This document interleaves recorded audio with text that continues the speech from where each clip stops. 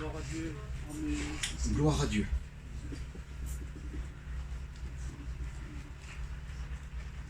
Je ne vais pas être très long. Je vais me laisser guider par Dieu et je pensais à ça. Merci pour les cantiques, merci pour la chorale. Des cantiques venant de Dieu. C'est bon de disposer nos cœurs. C'est bon de chanter pour Dieu. C'est bon d'écouter des expériences et des témoignages. Je réfléchissais à ça. Quoi apporter aujourd'hui? J'ai en face de moi un peuple et qui connaît les Écritures. Mais pas qu'ici. Aujourd'hui, les chrétiens sont évangélisés par les anciens, connaissent la Bible, pour certains sur le bout des doigts. Peut-être mieux que moi. Alors quoi apporter? Quoi donner? Quelle nourriture? Qu'est-ce que nous avons besoin aujourd'hui? Nous avons besoin de belles paroles? Non. Nous avons besoin de quoi? D'écouter des beaux cantiques avec des belles voix? Non. Nous avons besoin d'être des instruments dans les mains de Dieu. Nous avons besoin d'être conduits par Dieu. Nous avons besoin de recevoir dans notre cœur de l'humilité pour pouvoir donner au peuple. Nous avons besoin de recevoir cette nourriture, mais qui sort du ciel. Pas intellectuellement.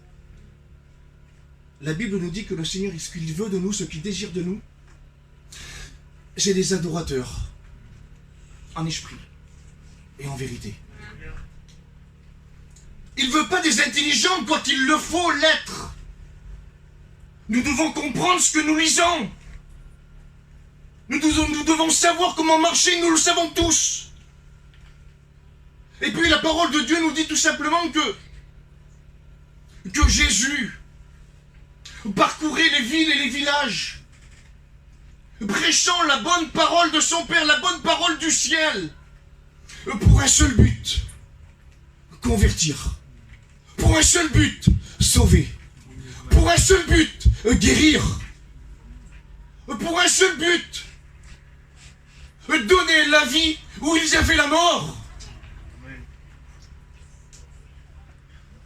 Mais nous vivons. Mais nous avons la vie. Mais quelle vie nous menons? Quelle vie on mène? Est-ce que nous vivons comme Dieu le voudrait? Le peuple de Dieu suivait Jésus. Une multitude de personnes suivaient le Christ parce qu'il dégageait une bonne odeur. Le peuple de Jésus le suivait parce qu'il voyait entre ses mains à lui, pas les miennes, mais les siennes, de la bénédiction, de la guérison. Parce que où il y avait un mort, alors le mort était ressuscité. Où il y avait un malade, un paralytique, alors il était sauvé, guéri. Et Jésus faisait ça. Laissez-moi vous dire qu'il le fait encore. On l'a écouté, ce témoignage merveilleux. Il n'a pas changé. Mais nous, écoutez, nous changeons.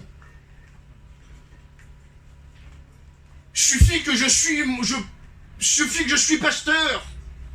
Alors on ne peut plus me toucher. J'ai un grade supérieur à vous. J'ai l'habitude de le dire, c'est pas mon titre qui va me sauver. C'est pas les années de ma vie chrétienne qu'il me sauvera. Non, c'est mon cœur. C'est la grâce. S'il n'y a pas la grâce, nous sommes rien. Alors la Bible nous dit que quand il parcourait les villages, quand il annonçait cette bonne parole divine, quand il guérissait ses malades et quand il convertissait des âmes, alors les gens le suivaient. Et la Bible nous dit que dans Luc 13, 22, je répète ce que je vous ai dit, mais c'est important. Jésus traversait les villes et les villages, enseignant et faisant en route vers Jérusalem. Quelqu'un lui dit, pardon. Écoutez, je me suis arrêté sur ce mot-là et j'ai trouvé ça bizarre. Jésus, on s'imagine Jésus avec nous, on le suit, on voit ce qu'il fait, bénédiction sur bénédiction, miracle sur miracle, et en un instant, une personne. Quelqu'un lui dit, Seigneur, n'y a-t-il que peu de gens qu'ils soient sauvés? Comment ça? Je comprends plus. Comment c'est possible cette question? Seigneur, il n'y a que quelques personnes alors qu'ils hériteront la vie éternelle?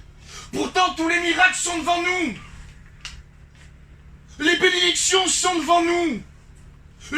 On a vu des miracles devant nous aussi.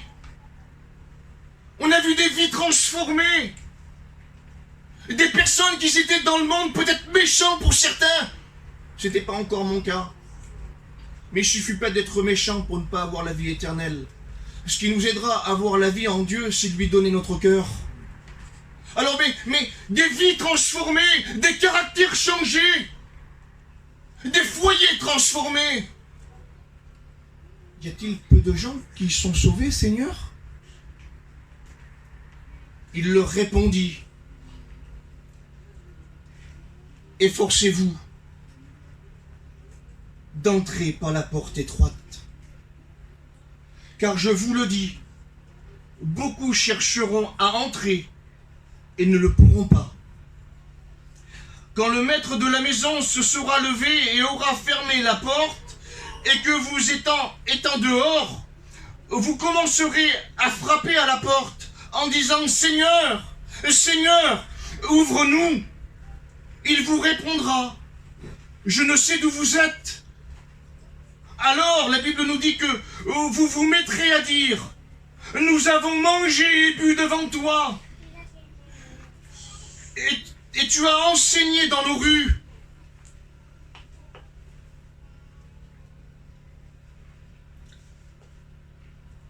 Je ne sais d'où vous êtes. Retirez-vous de moi, vous tous ouvriers d'iniquité. C'est grave. Qu'est-ce que je veux dire par là? C'est simple, je suis un garçon simple. Mais qu'est-ce que je veux dire par là? Je veux dire que si nous chrétiens, j'ai une majorité de chrétiens en face de moi, peut-être des garçons encore qui n'ont pas fait la paix avec le Christ, mais la parole touche tous les cœurs ce soir.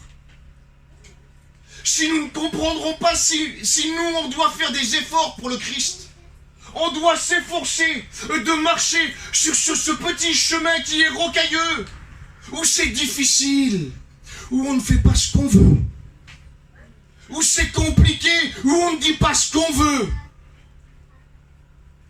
où c'est difficile de paraître quelque chose si nous ne le sommes pas. Tout le monde ne sera pas sauvé si on ne fait pas la volonté de Dieu. Cette petite porte, elle est étroite. Et le conseil de Dieu, c'est efforce-toi. Efforçons-nous.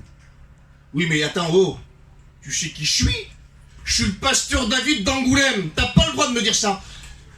Écoute, j'ai autant besoin de la grâce que toi. Vous savez que rien n'est acquis sur la terre. Demain, il peut y avoir problème. Mais la Bible nous dit que veillez et priez. Pourquoi faire? Pour ne pas tomber en tentation. Pour ne pas tomber dans le problème. Le problème sera peut-être ici. Mais à cause que tu auras veillé, à cause que tu auras fait attention, alors cette couronne de vie, elle t'est réservée. Alors la porte du ciel, elle est pour toi. Non, pas parce que tu t'appelles Monsieur Untel, non. Non, parce que tu t'appelles chrétien. Non, parce que tu fais attention à ton vêtement. Non, parce que tu fais attention à ton témoignage. Le témoignage, c'est important. Par ton témoignage, tu sauves. Et ça ne s'arrête pas là. Par ton témoignage, tu peux en perdre aussi. Efforçons-nous, peuple du Seigneur, à s'efforcer, à entrer par cette petite porte étroite, qui est peut-être difficile, je vous l'accorde. Qu'on ne comprend pas toujours ce que Dieu veut de nous, je vous l'accorde aussi. Écoutez, il nous faut des réserves, grands comme petits. Je respecte les anciens, mais jeunes comme anciens, il nous faut des réserves. La Bible nous parle pour tout le monde. Aucune exception. La Bible veut que nous soyons sauvés. Mais la Bible nous conseille de s'efforcer ensemble, de rentrer dans cette petite porte étroite, de rester sur ce petit chemin qui est rocailleux, où nous pouvons tomber, oui, mais qui n'est permis aussi de nous relever. Parce que c'est l'évangile, ça. Rappelez-vous de ce verset de la Bible, où le Seigneur choisit 10 femmes. 5 d'entre elles qui sont sages, 5 des autres qui sont insensées, la Bible nous dit. 5 prend des réserves, d'autres ils s'en fichent, on dirait. Ils ont quand même leur lampe allumée. Donc ils font un bout de chemin ensemble. Ils connaissent, ils le savent que au bout du chemin, il y a la vie éternelle. Vous savez quand même que notre vie chrétienne, au bout de notre vie, qu'est-ce qu'on attend? Nous attendons Dieu. Est-ce que vous attendez le Seigneur? Est-ce que votre cœur, votre objectif, est-ce que c'est le ciel? J'ai mes pieds sur terre, je suis jeune, et je suis comme tout le monde. Je vais travailler le matin pour réussir, pour gagner ma vie, pour mettre mes enfants à l'abri. Mais mon objectif en vrai, celui qui n'est pas factice, celui qui n'est pas passager, celui qui est réel, qui est concret, c'est le ciel. Alors, ils ont leur lampe allumée. Ils parlent, ils discutent certainement. Ils se concertent ensemble. T'as vu le Seigneur? Certainement, certainement. Ils peuvent que se dire que de bonnes choses. Ce sont des chrétiens. Un chrétien, quand il parle avec un autre chrétien, il peut que se dire que des bonnes choses. T'as vu quelle bonne réunion qu'on a eue? T'as vu le Seigneur comment il nous a bénis? Et puis certainement que peut-être que c'était leur conversation. Et puis, tout le long du chemin là, eh ben, dans cette lampe, l'huile, elle se consume. La lumière s'éteint un petit peu. Et puis arrivé à un moment donné, sur leur chemin, la Bible nous dit que ils se reposèrent, ils s'endormirent les 10. Mais les 10 avaient leur lampe allumée.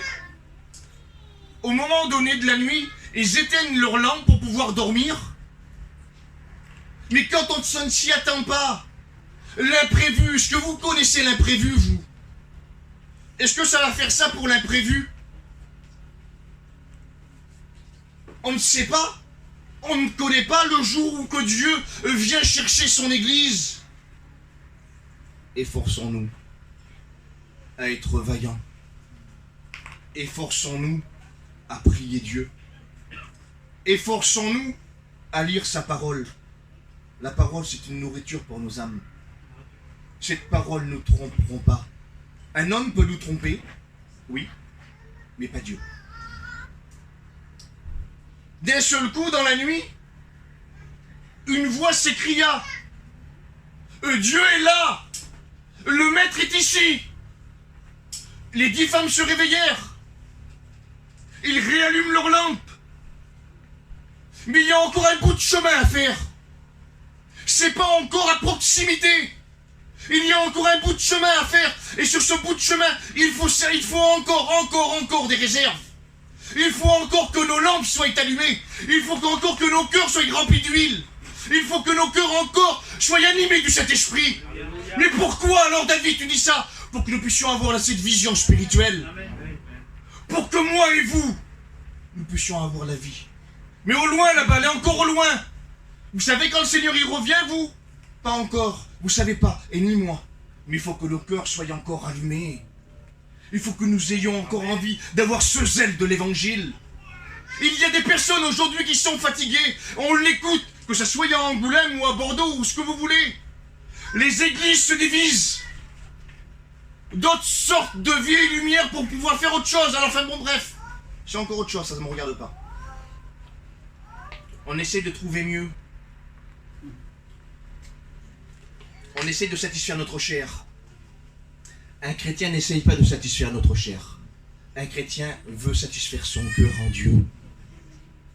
Et je ne fais pas ce que je veux. Je ne veux pas faire ce que je veux. Je veux m'efforcer. Est-ce que vous voulez vous efforcer ce soir? Mais pour un but, pas pour me faire plaisir à moi, aux serviteurs ou aux frères anciens qui dirigent cette église, non!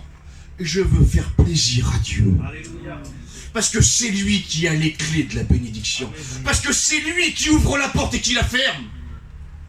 Et s'il ferme cette porte et que tu es dehors, alors ça sera trop tard. Mais si tu te sens prêt, si tu te tiens droit, si tu te dis Seigneur, je veille jour et nuit, je veille même si j'ai des défauts, même si j'ai des manquements, même si j'ai des fautes, je veille Seigneur, parce que je t'aime, parce que je veux rentrer dans ton sanctuaire, je veux rentrer dans ta maison, je veux être sauvé. Qui ce soir veut être sauvé? Amen, oui, les mains sont levées, pas de problème. Est-ce que ton cœur le veut? C'est pas une main levée que je veux. C'est pas une main levée, c'est facile. Comprenez, Seigneur. Je suis pas là pour juger, non. Mais ce que veut Dieu, c'est un cœur vrai. C'est un cœur qui sait se courber devant la face de Dieu. De dire, Seigneur, j'ai besoin. Ma nécessité, c'est de courber mon cœur et d'être vrai. J'arrête de tourner les pages quand j'en ai envie. J'arrête de m'arrêter sur ce verset s'il me fait du bien. Non, la Bible entière, c'est un pain qui nous nourrit. Bien ou mal, la parole nous reprend, amen. La parole nous bénit, amen. Nous sommes des enfants et c'est notre Père. Et ce que Dieu nous veut, c'est que du bien envers nous. Alors le Seigneur, il nous dit ensemble, efforçons-nous. Efforce-toi. Peut-être qu'il y a des personnes qui n'ont plus envie de s'efforcer. Efforce-toi. C'est pas moi qui te le dis, c'est Dieu. Efforce-toi. Prie Dieu. Loue-le. Lis la Bible. Sois pas qu'un chrétien que sous le chapiteau. Chez toi aussi. La plus belle des vies chrétiennes, c'est dans sa maison. Le plus beau des témoignages, c'est dans sa maison. Ici, tout le monde est gentil. Moi aussi. Je suis gentil, j'ai un sourire comme ça. Et puis des fois, chez moi, je suis enragé. Mais non. Si je suis bien ici, je suis bien dehors. Le témoignage, il est dehors, mes frères et sœurs. Il est pas là. Il est dehors. La vie de Dieu, elle est à l'extérieur. Les gens qui nous entourent ont les yeux fixés sur nous. Laissez-moi vous dire. Mais le plus grand des regards, c'est celui de Dieu. La Bible nous dit, efforcez-vous. Efforçons-nous. C'est ces personnes qui étaient insensées demandent de l'aide. Demandent un petit peu d'huile. Mais les autres qui sont sages, c'est pas que j'aurais pas voulu leur en donner. Mais ils ont regardé à leur vie spirituelle. Et ils ont regardé à leur cœur que, en disant, mais ma soeur, je peux pas t'en donner. Parce que si je t'en donne un petit peu, j'en ai plus assez pour rentrer dans la maison de Dieu. Alors la Bible nous dit qu'ils s'en vont en chercher, tout en sachant qu'ils devaient en avoir de réserve. Est-ce que vous avez pensé à faire des réserves? C'est bizarre, hein? C'est peut-être pesant pour certains. Parce qu'on croit tout savoir. J'ai que 40 ans. J'en ai encore à apprendre. Je fais des erreurs certainement. Mais le Seigneur nous dit de prendre des réserves. Oui, mais moi je parle en langue, hein? Moi je prophétise. Attention, hein, je suis quelqu'un. Non, écoute. Le Seigneur te dit de prendre des réserves. Rien n'est acquis. Nous devons faire des efforts en Dieu. Nous devons faire des efforts ensemble. Je veux être béni. Vous voulez être béni? Alors vous savez ce qu'on va faire? Puisque cette petite porte elle est étroite et vous le savez. Puisque ce petit chemin il est étroit et vous le savez. Je suis pas venu vous apporter quelque chose plus que nos frères, non. Plus que l'ancien, non. Ce que j'ai annoncé, certainement qu'il vous l'a lancé mieux que moi. Sans fausse humilité. Mais c'est qu'un rappel. C'est qu'un rappel. Mes frères, c'est qu'un rappel. De dire tout simplement, ensemble. Parce que l'église de Dieu, c'est uni. C'est ensemble. Peu importe les drapeaux. C'est ensemble. Amen. J'ai pas à vous dire que je suis catalan, non. Ça veut rien dire, ça. Je suis gitane, catalan. C'est pas à cause de ça que je rentrerai dans le ciel. C'est mon cœur qui me fera rentrer dans le ciel. C'est pas un drapeau qui nous fera rentrer dans le ciel, non. C'est mon cœur. Amen. C'est votre cœur. C'est individuel. C'est pas un nom de famille. C'est pas un peuple. Nous sommes le peuple de Dieu. Et nous devons faire des efforts. Et nous devons s'agenouiller quand il le faut. Et nous devons courber nos cœurs de dire Seigneur, j'ai besoin de ta grâce. J'ai besoin de faire des efforts. J'ai besoin de m'efforcer. Et j'ai besoin de devenir encore plus spirituel. Pourquoi? Parce que si je suis spirituel, je ne vois pas quelqu'un qui me fait du mal, je m'en fous. Vas-y, parle-moi dessus, c'est pas grave. Je suis imperméable, ça me glisse. Des fois c'est difficile, je vous l'accorde. Parce que nous sommes humains. On veut être spirituel, on ferme nos yeux. J'en ai assez dit, je crois. Vous avez compris le message.